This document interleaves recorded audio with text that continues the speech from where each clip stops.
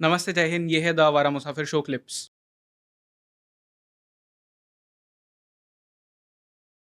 And apart from that एक और चीज़ मैं आपसे पूछना चाहूँगा, जब हम हिंदुइज़्म के पूरे कॉस्मॉस को देखते हैं और जब हम हर एक देवी देवता को देखते हैं, उनकी स्टोरीज इंडिविजुअली पढ़ते हैं, तो हमें त्रिदेव जो है उनके बारे में बहुत पढ़ने मिलता है।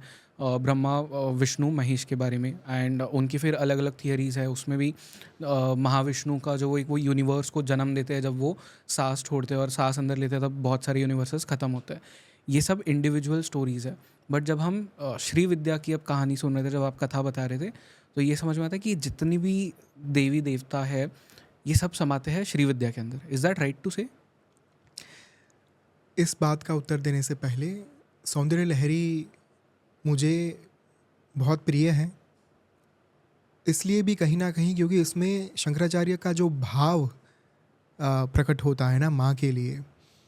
शंकराचार्य वॉज अ सन्यासी, पर जब उन्होंने सौंदर्य लहरी लिखी और उसमें जो श्रृंगारिक भाव उन्होंने प्रकट किया माँ के लिए, माँ का जो स्वरूप उन्होंने लिखा, 7वां श्लोक मेरा बहुत ही हृदय के समीप, जिसे मैं मान सकता हूँ। क्वणत कांची दामा कलिकर्भ कुंभस्तननता परीक्षेणा मध्ये परिणत शरत चंद्रवदना धनुर्बाणान पाशम शुणिमपि दधाना करतले ही पुरस्तादास्ताम नः पुरमथितुर अहो पुरुषिका। अब जब इस श्लोक के बारे में बहुत सुंदर बात यह है कि शंकराचार्य इसका उच्चारण जब करते थे और अहो पुरुषिका जब कहते थे, तब माँ साक्षात प्रकट हो जाती थी हर बार। हमारे समाज में आज के इस युग की विडंबना ये रही कि पुरुष का विरोधार्थी हमने जो है वो स्त्री कर दिया, शक्ति कर दिया।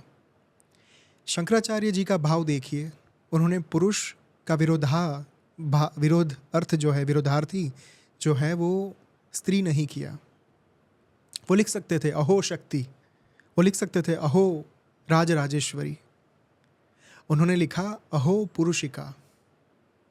पुरुष का विरोधार्थी पुरुषिका, जो पुरुष को अपने भीतर समाये बैठी हैं, जिनके कारण सृष्टि का निर्माण संभव होता है, जिसके कारण पुरुष का निर्माण, उनका प्राकट्य संभव होता है। पुरुष, यहाँ पर मैं 1-2 पुरुष की बात नहीं कर रहा हूँ, पुरुष तत्व की बात कर रहा हूँ। और इसी के साथ आपका दूसरा प्रश्न जो है वो जुड़ा हुआ है। राइट। प्रत्येक पुरुष, चाहे वो हमारे देवता ही क्यों ना हो, उनका मूल शक्ति ही हो सकता है।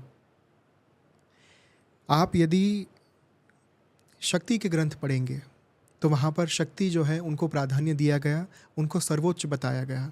5 मार्ग हैं, शैव, शक्ति यानी कि शाक्त, वैष्णव, गाणपत्य और सौर यानी सूर्य।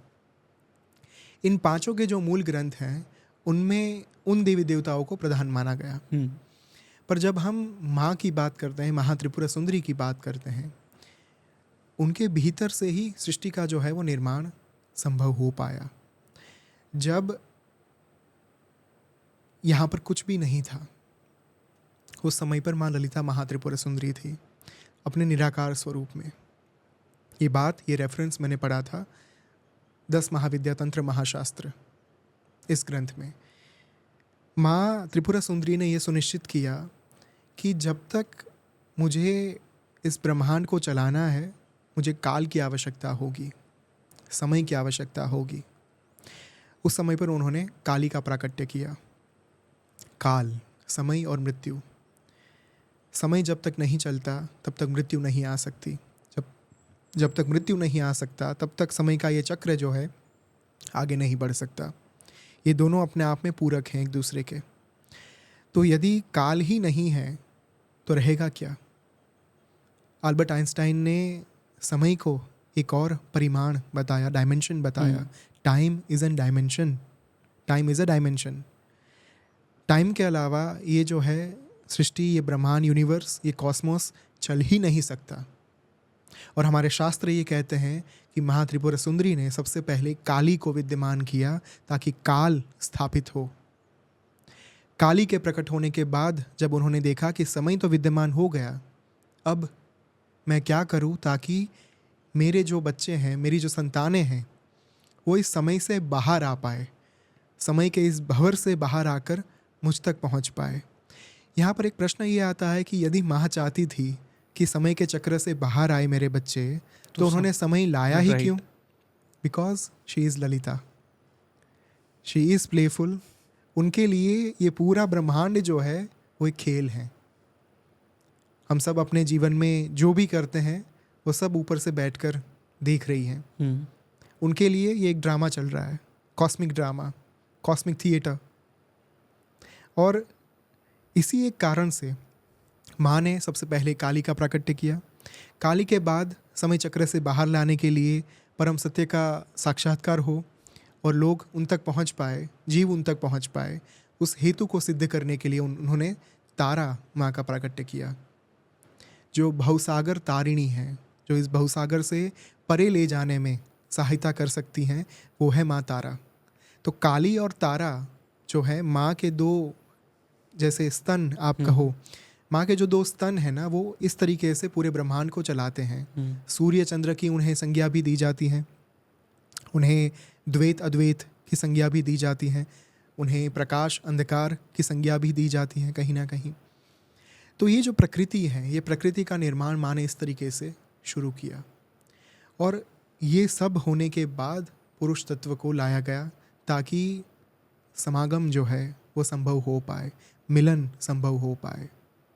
माँ ने अपने ही देह से, जो उनका ब्रह्मांडीय देह था, उससे प्रकृति और पुरुष को अलग किया।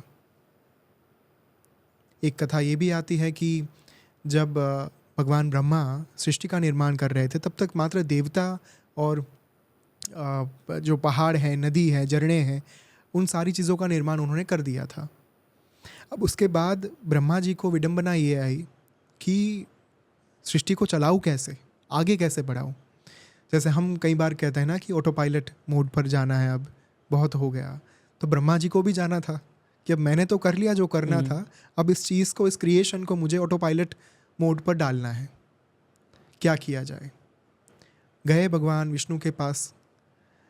भगवान विष्णु ने हाथ खड़े कर दिए कि देखिए, मेरा काम तो संचालन करना है, मैं चलाता रहूँगा, पर इसे ग्रोथ जो है वो देनी है, तो वो मेरा काम नहीं है।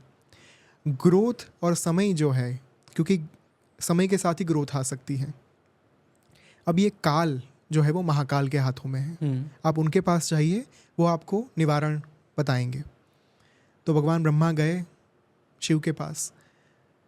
उन्होंने कहा कि महादेव, सृष्टि तो बना दी, अब आगे कैसे बढ़ाऊं? मैं कैसे ही सुनिश्चित करूं कि ये सृष्टि में असंख्य अनगिनत जीव जो है वो प्रकट होते रहे और समय के साथ ये जो वृद्धि का दर है वो भी आगे बढ़ते रहे। महादेव ने अपने देह से शक्ति को अलग किया। महादेव ने कहा भगवान ब्रह्मा को, आप मेरी शक्ति को लेकर जाइए, क्योंकि शक्ति जब विद्यमान होगी संसार में, उस समय पर ही आप वृद्धि कर पाएंगे, उस समय पर ही यह सृष्टि जो है वो आगे बढ़ पाएगी। जीव का प्रजनन जो है वो संभव हो पाएगा। उस समय के बाद शक्ति जो है वो संसार में विद्यमान हुई और हम सब का प्राकट्य हुआ, मनुष्य का प्राकट्य हुआ, अलग अलग जीवों का प्राकट्य हुआ। प्रकृति और पुरुष को लाने में ही माँ का बहुत बड़ा हाथ था। लेकिन ये सारी चीज़ें होने से पहले उन्होंने ब्रह्मा विष्णु महेश को विद्यमान करके ये सुनिश्चित किया। अगेन वही बात है, सृष्टि करती ब्रह्म रूपा। माँ प्रकट हुई, लेकिन माँ ने प्रकट होने के बाद जो विभिन्न स्वरूप धारण किए, वो स्वरूप थे भगवान ब्रह्मा विष्णु महेश। देन अगेन करांगुली नखोत्पन्न नारायण दशाकृति ही। अपने ही स्वरूप से उन्होंने 10 अवतारों को प्रकट किया, अपने ही स्वरूप से उन्होंने नवदुर्गा को प्रकट किया। तो अगर हम सुपरफिशियल लेवल पर देखें, ये अलग अलग स्वरूप हैं। अगर हम ज़्यादा एसोटेरिक मीनिंग से देखें, ये सब एक ही हैं। इनका मूल एक ही है। वेदों ने जिसे परब्रह्म कहा, वेदों ने जिसे नाद ब्रह्म कहा, निराकार स्वरूप जिसे बताया, वही माँ स्वयं है, जिसे हम अद्वैत भी कह सकते हैं। क्योंकि ये डिबेट हर बार छिड़ती है कि यदि हम अद्वैतवाद में मानते हैं, यदि हम नॉन ड्युअलिटी में मानते हैं, तो वो नॉन ड्युअलिटी है कौन? आदि शंकराचार्य ने ये सुनिश्चित किया कि कोई भी व्यक्ति आगे बढ़ने से पहले द्वैतवाद का स्वीकार करें। जब तक आपके पास पूजने के लिए, साधना करने के लिए कोई स्वरूप है ही नहीं, भाव कैसे प्रकट होगा? यदि आपको कोई पूछे कि गुलाब की सुगंध कैसी होती है, यदि आपने गुलाब की सुगंध ली ही नहीं है, तो आप चाहे गुलाब के बारे में कितना ही पढ़ लो पुस्तक में से, कुछ काम नहीं आएगा।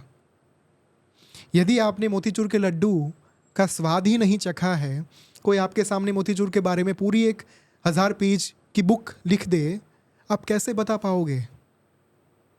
इसीलिए द्वैतवाद, ड्युअलिटी का इतना इम्पोर्टेंस है, क्योंकि ड्युअलिटी से ही आप नॉन ड्युअलिटी तक पहुंच पाएंगे। तो ध्यान योग और मंत्र योग दोनों साथ में चलते हैं।